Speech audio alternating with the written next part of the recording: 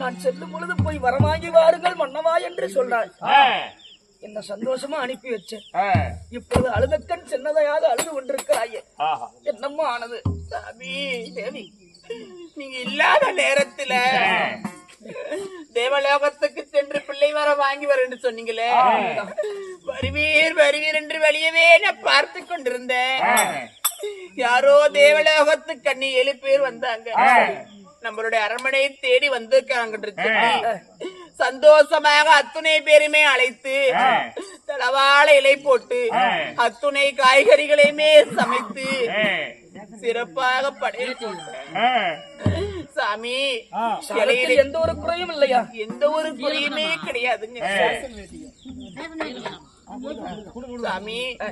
அப்படியெல்லாம் சாதத்தை சாப்பிடுங்கள் கன்னிமார்கள் என்று சொல்லும் போது, உன்னுடைய அரண்மனையில் இருக்கிற ஏதோன்னு ஒரு குழந்தை இருந்தா உன்னுடைய பிள்ளைய கூட்டி வா, அதற்கு கொஞ்சம் சாதம் கொடுத்து விட்டு நாங்களும் சாப்பிடணும்னு சொன்னாங்க. பரமேசா சாமி, பிள்ளை இல்லாத வீட்டில் பிள்ளையை கொண்டு வாருங்கள், அந்த பிள்ளைக்கு ஒரு வாய் சாதம் கொடுத்துட்டு சாப்பிடுறேன்னு சொன்னாங்களா? சாமி, நமக்கு ஒரு பிள்ளை கிடையாது. நான் எந்த பிள்ளைங்க காட்டுவேன்?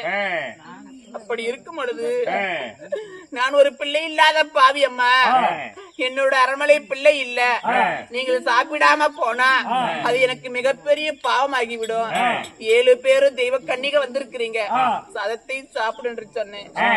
பிள்ளை இல்லாத வரடி, இந்த பிள்ளை இல்லாத வரடி விட்டு நாங்க சாப்பிட்டா எங்களுக்கு மிகப்பெரிய பாவமாகின்று சொல்லி என்ன அடியோ அடி என்று அகமானம் செய்து விட்டார் சாமி.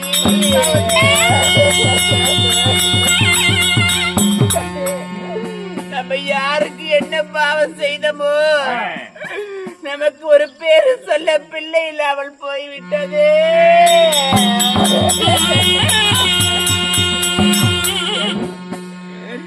உனக்கு இந்த கதி என்றார் தெய்வலோகம் சென்ற எனக்கு உனக்கு நேர்ந்ததேதான் அம்மா, எனக்கு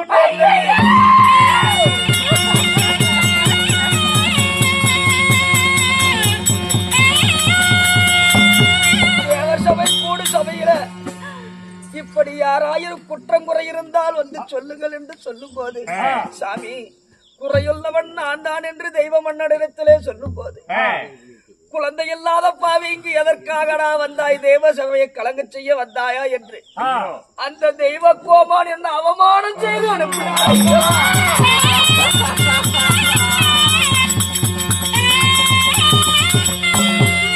சாமி, நம்ம இருவருக்குமே இப்பேற்பட்ட நிலைமை ஆகிவிட்டதா மன்னவா?